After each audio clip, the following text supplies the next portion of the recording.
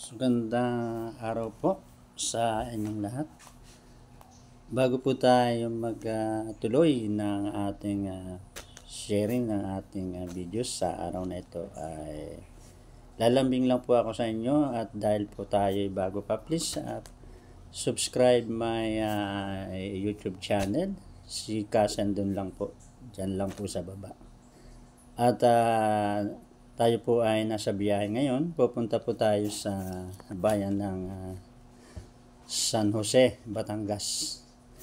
Dahil dati ko na po itong napuntahan, kaya lang hindi pa ako noon nag-YouTube at hindi pa rin ako nag-content creator. Na-upload ko na ho yan pero hindi pa ho talaga tayo nasa media pa noon. Kaya namiss ko po yung lugar na yun at ayan, ipapakita po natin. Ayan, malapit po siya sa entrada ng kalsada at pubungaran mo pagaling ka ng Lipa City.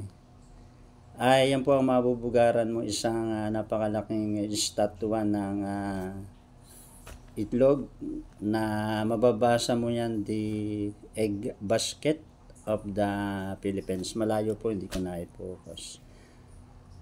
At naingganyo po ako muling i-share dahil nakita ko na nga po ito. Pero yung dati kong video ay na-delete, kaya sinadya ko pa po ito sa araw na ito para lang muli ay ma-share at maibahagi sa inyo ang bayan ng San Jose, Batangas.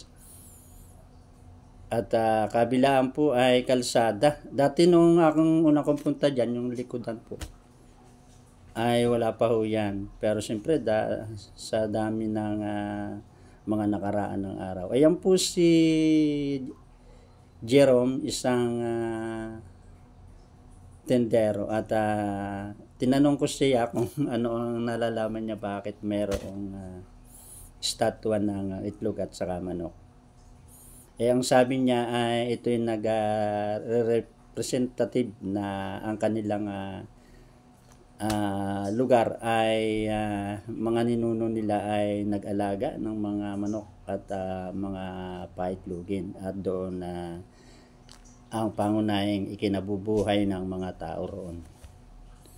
At dahil doon, ang kanilang mga ninuno ay mga magulang ay yun ang isinuporta para sila ay makatapos sa pag-aaral. At nagsimula silang mag-alaga daw mga taong 1960 hanggang 1970 hanggang sa makilala sila sa larangan ng itlogan at sa mga manok na alagain. Ayan po, medyo malayo yung unang bukana. At yan, isa rin si tatay na nagpapatunay na ito nga ang dahilan bakit nagkaroon at nagpagawa ng malaking estatwa ng manok at saka itlog dyan. Sa makikita po natin sa ating video. So maraming mga residente ang ating napagtanungan dyan. Ayan, medyo pagpupunta po kayo rito ay ingat-ingat kayo, tabi-tabi lang kayo kasi medyo mabilis po yung takbo ng sasakyan. Malapit lang po kasi sa kalsada. So ang unang bubungaran nyo pagaling po kayo ng Lipa ay yung itlog ng manok. Ang makikita nyo doon ang itlog. Pero pag galing ka po sa bayan ng Batangas, dadaan kayo dito. Ang mabubungaran mo po ay yung estatwa ng malaking manok. So ayan po yung estatwa ng itlog na kung saan ay nag-video tayo para maipakita ko sa inyo yung lugar. At nakalagay po dyan sa taas, the egg basket of the Philippines. Sila ay nakilala sa larangan ng pagpapaitlog sa mga manok. Ayan po yung kanilang yung pinakalikod niya parang estatwa yan, napakalaki. Ayan, makikita po natin.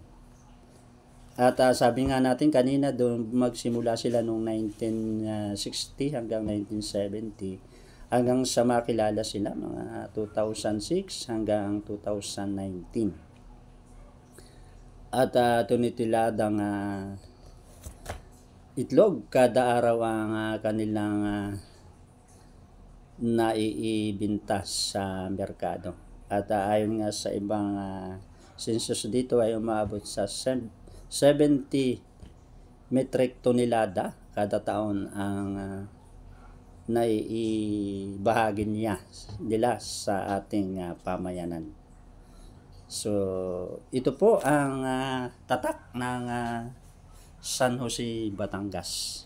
Kaya pag kayo pupunta dyan, di na nyo kailangan itanong kung saan ang bayan ng San Jose. Kasi pag pupunta kayo doon at nakita na ninyo yung itlog na yan, so automatic po ay mababasa nyo dyan sa baba, San Jose, Batangas, welcome to the egg basket of the Philippines. Yan ang mababasa niyan. At dito, ito na po yung pagaling kayo sa bayan ng Batangas, yan po ang mabubungaran ninyo. Yung napakalaking estatuan ng manok. Ayan, nakita nyo. At yung kabilaan ay kalsada. Kaya pag kayo magpipicture-picture dyan, ingat-ingat po kayo dyan. At kabilaan po ay sasakyan. Ako kayo muntik na madisgrasya dyan. Buti na lang at ako ay nakita nung mga tumatakbo. Ayan, yung pong kalsadang yan ay yung papuntang Lipa. Ayan.